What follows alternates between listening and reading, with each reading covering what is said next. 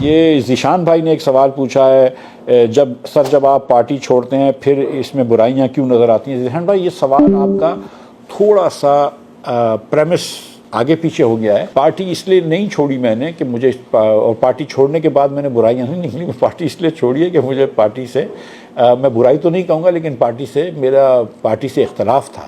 تو ظاہر ہے کہ جب آپ اختلاف کی وجہ سے پارٹی چھوڑتے ہیں اور اس اختلاف کو بیان کرتے ہیں تو جو پارٹی کے جو سپورٹر ہیں ان کو لگتا ہے کہ آپ پارٹی کی برائی کر رہے ہیں۔ میں کسی کی برائی نہیں کرتا، لیکن کچھ ایسی چیزیں ہیں جن پہ میں تنقید کرتا ہوں جو یہ پارٹی کرتی ہے، جس کو میں مجھے صحیح نہیں لگتا میں اس پہ تنقید کرتا ہوں۔ یہ میرا قومی حق ہے پاکستانی ہونے کی حیثیت سے، اور یہ بات میں آپ کو بتا دوں کہ میں ہمیشہ سے اس ملک کو، قوم کی لائلٹی ہے، میری وفاداری اس قوم کے ساتھ ہے، اس ملک کے ساتھ ہے، اور وہ ہمیشہ میری اول وفاداری اور انشاءاللہ آخر وفاداری بھی وہی رہے گی۔ شیراز فاروقی صاحب پوچھتے ہیں کہ مفتاح صاحب کراچی کو کون ٹھیک کرے گا اور کیسے؟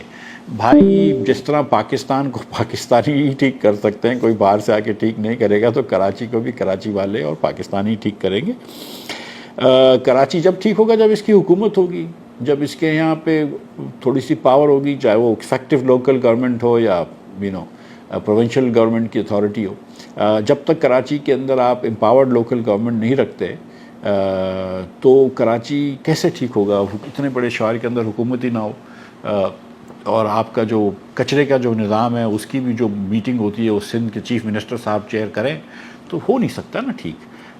تو جب تک کہ آپ ادھر حکمرانی ٹھیک نہیں کریں وہ نہیں ہو سکتا۔ اور یہ پاکستان بھر کا مسئلہ ہے، کراچی کا مسئلہ نہیں ہے کہ پاکستان کے اندر کہیں پر بھی لوکل گورنمنٹس نہیں ہیں، اور لوکل گورنمنٹس یہ جو سیاسی جماعتیں ہیں وہ کرنا بھی نہیں چاہ رہی ہیں۔ آپ دیکھیں نا، اتنی NFC کی بات کرتی ہیں سیاسی جماعتیں کہ چھوٹے صوبوں کو اور تمام صوبوں میں ان کو حق ملنا چاہیے، اور وہی جماعتیں جو کہ NFC کے لیے سراپا چلا رہی ہوتی ہیں وہ PFC نہیں کرتی، پروونشل فائنانس کمیشن نہیں بناتی۔ تو بھئی اگر NFC اتنا ضروری ہے تو PFC بھی اتنا ہی ضروری ہے، اور اگر PFC ضروری نہیں ہے تو پھر NFC کیوں ضروری ہے؟ اسی طرح اگر آپ یہ چاہتے ہیں کہ بھئی وفاق آپ کو نیچے پاور دے تو پھر آپ کو بھی فرض ہے کہ آپ بھی نیچے پاور دیں، کراچی تک اور دیگر شہروں تک اور ٹاؤنز تک۔ اور اب مطلب یہ کہ جیسے لاہور کی، میں پنجاب کی اگزامپل دیتا ہوں کہ ایک بیوروکریٹ لاہور میں بیٹھے ہوئے اٹک سے رحیم یار خان تک اسکولیں چلا رہا ہو، ممکن نہیں ہے۔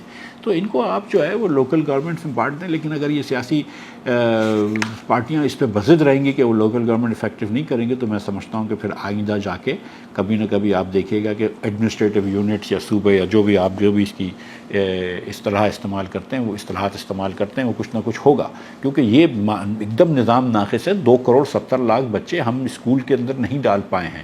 15 سال سے NFC میں آپ نے اربوں خربوں روپے دے دیے صوبوں کو، خربوں روپے دے دیے صوبوں کو، مگر نہ یہاں پہ 1% تعلیم کی خواندگی اوپر گئی ہے، نہ ادھر صحت بہتر ہوئی ہے، تو یہ تو پیسے ضائع ہو گئے۔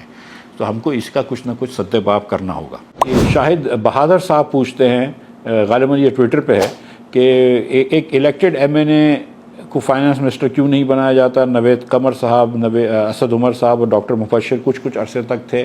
عموماً بھائی جو لوگ الیکٹ ہوتے ہیں وہ اتنی مہارت نہیں رکھتے کہ وہ فائنانس منسٹر بن سکیں، اس لیے کہیں سے آپ کو لانا پڑتا ہے، وہ بڑا ایک ٹیکنیکل کام ہوتا ہے، اور جب غلطی ہم لگاتے ہیں، غلط لوگ لگاتے ہیں، تو پھر اس کا ہم نے بہت زیادہ خمیازہ بھی ملتا ہے۔ محسن علی صاحب سوال پوچھتے ہیں کہ 5 وہ چیزیں بتائیں جس میں سے پاکستانی معیشت بہتر ہو سکتی ہے فوری طور پہ۔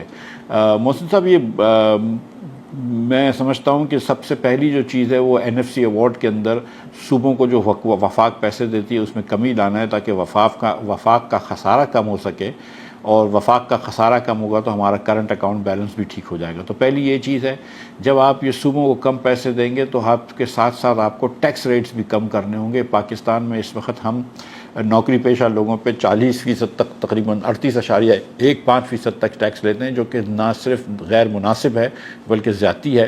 اسی طرح بزنس انڈیویجولس پہ اور کمپنیز پہ ہم 61% ٹیکس لیتے ہیں، تو یہ بھی غلط ہے، تو ٹیکس کم کرنا چاہیے۔ دوسری چیز یہ ہونی چاہیے۔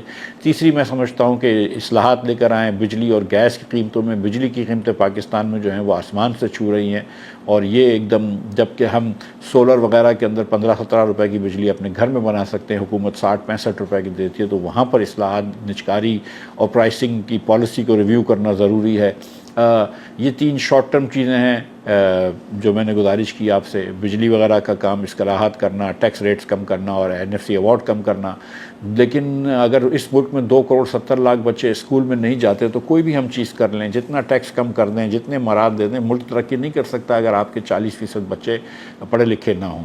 تو تعلیم پہ ہم نے زور دینا ہے، جس کے لیے آپ کو لوکل گورنمنٹس بہت ضروری ہیں، اور اگر لوکل گورنمنٹس نہیں بنتی تو پھر چھوٹے صوبے بنانا بہت ضروری ہیں، اور آپ کو پرائیویٹ سیکٹرز اور غریب لوگوں کو یہ واؤچر اور اپورچونٹی دینی ہے کہ وہ بھی اپنے بچے پرائیویٹ اسکول میں بھیج سکیں اور حکومت اس کا پیسے دے۔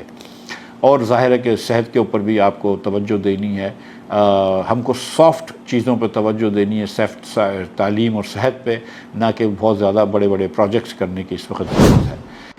جام احمد نواز صاحب لکھتے ہیں کہ گندم کی کیا قیمت ہوگی اگر اگلے سال گندم پیدا کی جائے۔ آپ جانتے ہیں جام صاحب کہ اس سال گندم جب ہمارے کسان بھائیوں نے بیچی ہے تو 50 روپے پر کلو بھی ان کو ملا ہے، مشکل سے 2000 روپے من ملا ہے، اور آج گندم کی قیمت جو ہے وہ 3600 روپے من ہو چکی ہے، یعنی کہ جو آپ نے کسانوں نے 50 روپے کی چیز بیچی ہے وہ 3-4 ماہ بعد اب وہ 90 روپے کے اوپر ہو گئی ہے۔ تو حکومت نے ایک جلد بازی میں یہ فیصلہ کیا، IMF کے کہنے پہ گو کہ اس کو پرائیویٹ سیکٹر پہ چھوڑ دیں، یہ بات غلط نہیں ہے، لیکن حکومت کا یہ فیصلہ جو تھا میں سمجھتا ہوں اس سے پہلے کچھ اقدامات کرنے چاہیے تھے جو انہوں نے نہیں کیے۔ عوام پاکستان، بدلیں گے نظام۔